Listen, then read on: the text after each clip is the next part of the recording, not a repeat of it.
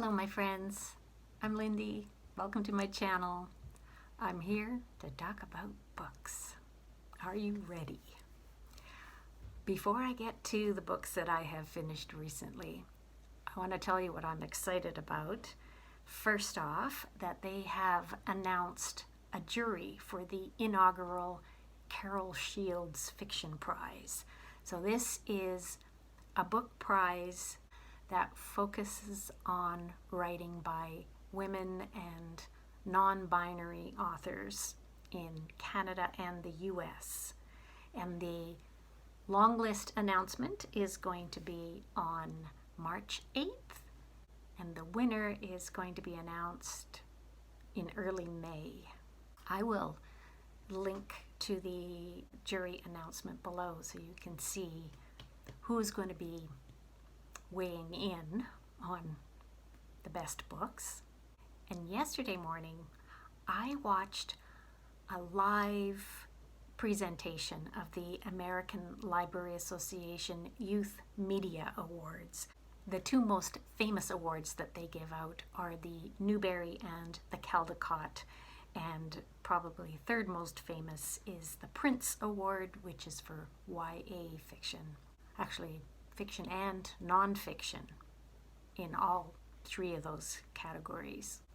For a book nerd like me, it is better than the Oscars, where I might have seen one of the movies, maybe. I have no idea who the actors are.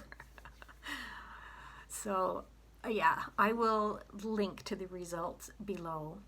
As a result of seeing those winners, I picked up the picture book that won the Caldecott. It was available to me in ebook format, so I just checked it out right away from the library. It's called Hot Dog by Doug Salati. Initially, my first run through this, I was a little disappointed. I like the art. It's the story of a dachshund and a very hot day in New York City. I was impressed by the book design right from the beginning. The end papers have a whole bunch of different images of Hot Dog, our main character. On the title page, the story starts. We see Hot Dog looking out the window. The fan is there in the window. We know it's a hot day. And then on the verso, there's the dog is leaving this brownstone in New York, and his woman companion has got a whole bunch of errands. The color palette is primary colors, a golden yellow, an orangey red, and a cyan blue. And the first part of the story, we see all of the errands that this woman has to do, and the dog is getting more and more tired and hot. The streets are crowded until the point where Hot Dog refuses to go any further. And the solution, the woman decides they're gonna head to the beach, and the blue coolness, the refreshing wind in Hot Dog's ears, the match between her red hair and Dog's red fur, just all very pleasing, a gorgeous contrast between hot city, cool beachside, and lots of fun adventures at the beach. We see how much affection the two of them have for each other. So it's an interesting family. At the end, when they get back to the city, things have cooled down, and we end with them having a good sleep. There's a breeze coming in the window, and Hot Dog goes off into dreamland, making this a great bedtime story, I think. Also captures how our emotions and frustrations can build to a head because of weather, because of our environment. I debated about whether to call this a queer book or not. The author-illustrator is gay. So what about this picture book could make it gay? Well, I did spot a gay couple on the wharf, two men on the wharf when they get to the beach. And there's a couple other scenes, one where a man is pushing a dog in a stroller, and another scene where a man on his own has a baby in a snuggly on his chest. So I think we could look at this as alternative families. Yeah, that's a category. Anyway, the first time that I read this, I thought, that's pretty cute. I'd give it 4 stars. The second time I read it, I thought, oh, maybe 4.5. And then I looked at it again today, and it's inching up towards 5 stars now. So I guess I could say it's really growing on me. It's adorable. I wouldn't have picked it for a Caldecott, but I think it's pretty great. So one of my goals this year is to read as much as possible from books I already own. Reading projects going on in BookTube are helping me to select books from my shelves and, give me extra reason to pick them up. And that's what happened with this next book, The Call of the Red-Winged Blackbird by Tim-Mobley. It's a collection of essays, and I picked it up because of Jolene of Bookworm Adventure Girls Read Across Canada Challenge. And for January, the province is British Columbia, and she has an extra little challenge in there if you want, is to read something that is related to nature. Tim Bowling lives in Edmonton now, but he spent about the first 30 years of his life in a fishing village in British Columbia.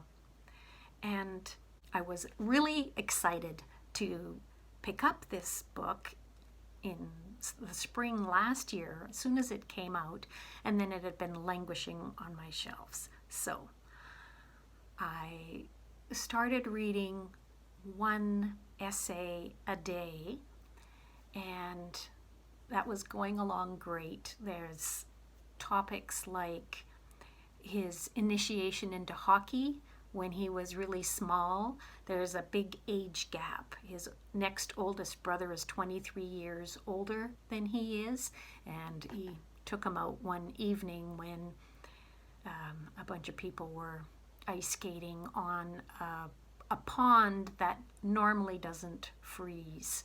So this was an unusual year. In a different essay, he talks about how his mother used to call him in to come home by imitating the trill of the red-winged blackbird.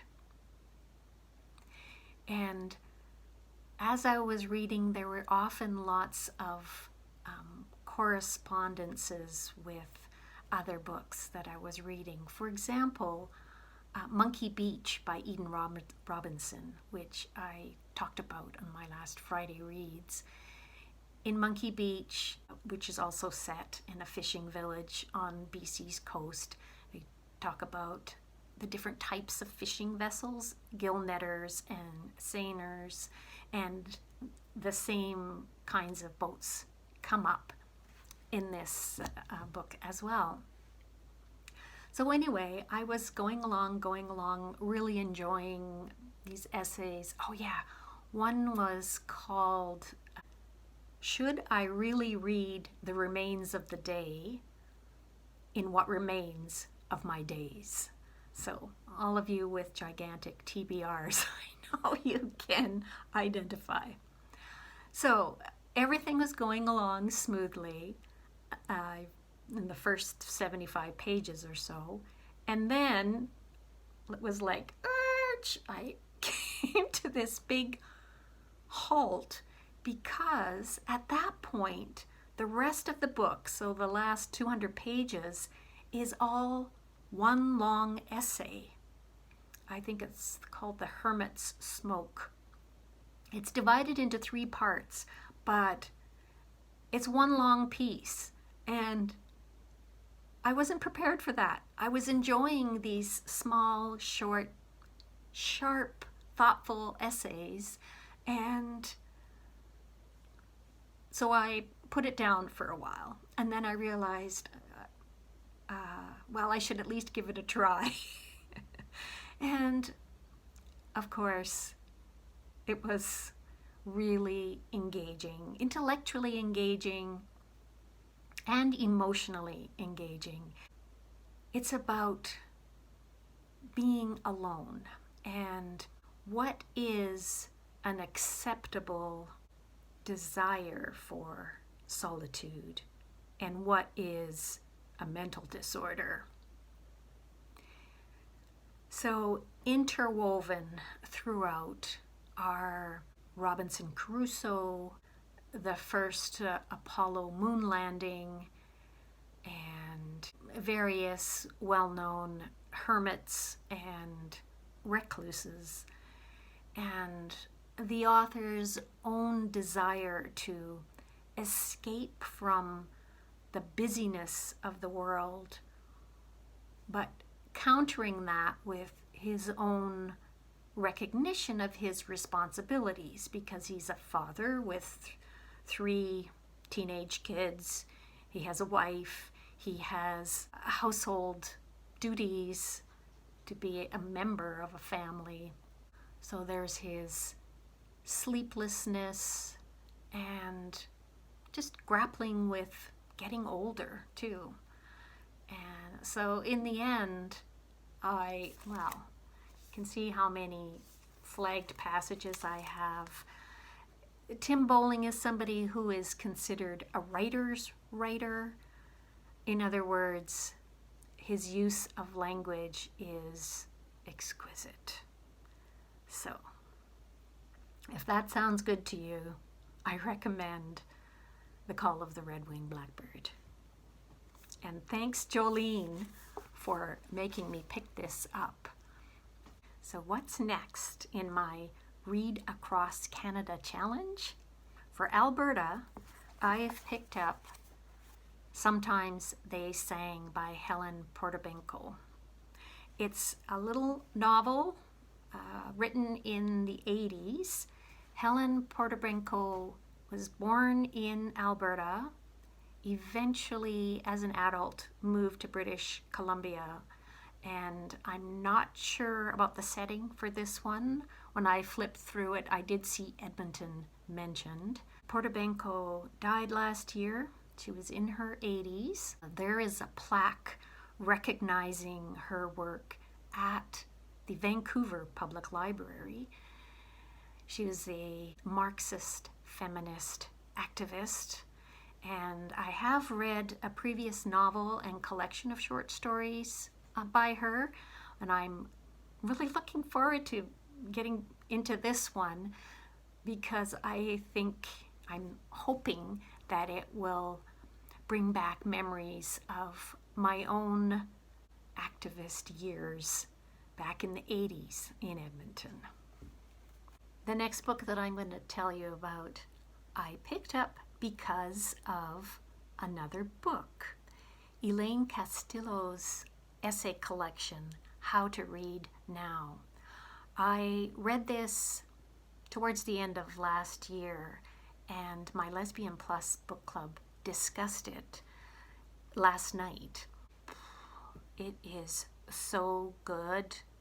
Her premise is that we all need to read critically. Not just books, but movies, placard signs that are in national parks, everything. Pay attention and think always about context and the culture around us. So anyway, in How to Read Now, Castillo talks about a work that she considers really important and expresses surprise that she doesn't encounter more people who are familiar with it. And that is Toni Morrison's Playing in the Dark, Whiteness and the Literary Imagination.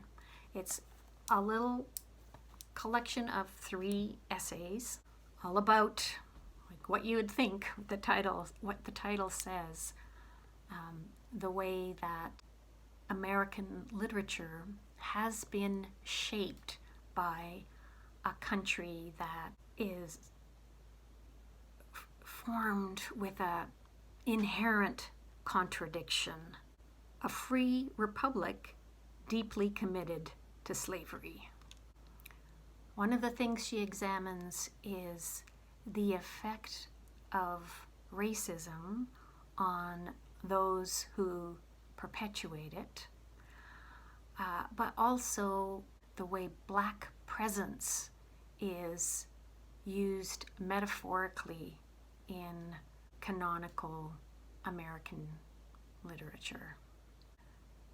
This is a work of literary criticism, and within that academic field, there's specialized language. So even though I know I have a wide vocabulary, I found this tough going. There are words like pleonastic, paralipsis, metonymic, which made this a bit of a challenge, but definitely worthwhile. And if you are at all interested in this topic, pick this up. And by the way, Jolene of Bookworm Adventure Girl and AJ Dunn are doing a project all through this coming year, Tuesdays with Toni. It's Toni Morrison's fiction that they are reading, and I think I have already read all of her fiction, but I realized that I've got some catching up to do with her nonfiction. Next up is a reread. On Friday, I watched a mock Newbery Award discussion of which book deserved to win the Newbery. I was particularly interested in how something like this works. This was through School Library Journal in anticipation of the ALA Youth Media Awards that happened yesterday. Anyway, the 5 books that they had narrowed down and were discussing which one is the best included a couple that I had read before, and one of them is Ain't Burned All the Bright by Jason Reynolds and Jason Griffin. It's a verse narrative, actually 3 long sentences within illustrated pages done by Jason Griffin. I loved the book. When I was doing my best books of 2022, I ended up not including any YA or kids books, just for the reason of time and length of video. But Ain't Burned All the Bright was my favorite YA book last year. That it would be considered for a Newbery Award, which is based on text, was a bit surprising to me. As I said, it's 3 sentences long, but the judges talking about it said that they listened to the audiobook version to see how well it would stand on its own. I thought, well, that's cool. There's an audiobook version. And so, sure enough, it was available to me through the library, a digital copy. I checked it out, and the whole thing is repeated. First, it's Jason Reynolds reading it, and then for take 2, it's a multicast reading through it. And then at the end of the audiobook, there's a really interesting discussion between the two Jasons on their collaborative work on this particular book. It is about the early days of the COVID-19 pandemic, the Black Lives Matter movement, George Floyd, all of that, and needing an oxygen mask, and the young character whose voice it's in sees how his mother is coping, how his father is coping and coughing and coughing. He has 2 siblings and how they cope. And in the course of these 3 sentences, figures out what's important to him and to his family. So an amazing narrative arc, actually. So in that mock Newbery vote, they had an opportunity for the people who were watching the event to answer a poll. There were about 300 of us, and I voted for Ain't Burned All the Bright, but that one actually came in 3rd in the public poll. I was really pleased that the mock Newbery jury voted it number 1. And then for the ALA Awards, Jason Reynolds got the Margaret Edwards Award, which recognizes a lifetime contribution to YA literature. And Ain't Burned All the Bright received a Caldecott honor. So that's pretty cool. And last up, I want to tell you about this nonfiction graphic novel, Choosing Brave. How Mamie Till-Mobley and Emmett Till sparked the civil rights movement. It's by Angela Joy with art by Janelle Washington. Paper cut art with colored tissue. It's very striking art.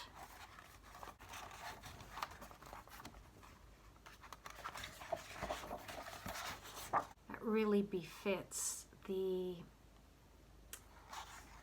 dignity of this story. I thought I knew about Emmett Till. There was a lot that I didn't know, especially about his amazing, amazing mother, Mamie Till-Mobley. Wow. There's a lot of important back matter and a timeline at the end. I had already decided to use this as my final book for this video because it was my favorite of the ones that I've talked about so far, before learning yesterday at the ALA Youth Media Awards that Choosing Brave got the award for Coretta Scott King John Steptoe New Illustrator Award, and the Caldecott Honor, and also the Siebert Nonfiction Honor. You've read Percival Everett's The Trees. I suggest picking this up as a companion. I'm not saying The Trees is a book for kids, but I think there's a lot to offer adults in this picture book. If you are choosing it for younger readers, I would say probably age 9 and up. So fabulous. And before I go, I want to say thank you to a couple of people who responded to my request to do a buddy read for the Sentimentalists, Melissa from Fully Booked, and Sarah, who on Litzy is Sing Out. The three of us are going to buddy read this starting tomorrow. I'm really looking forward to it. It was a Giller Prize winner in 2010, and it has been sitting on my unread shelves for a decade, so I'm getting to it. Thank you everybody for watching. I look forward, as always, to hearing from you in the comments below, and let's talk. Bye for now.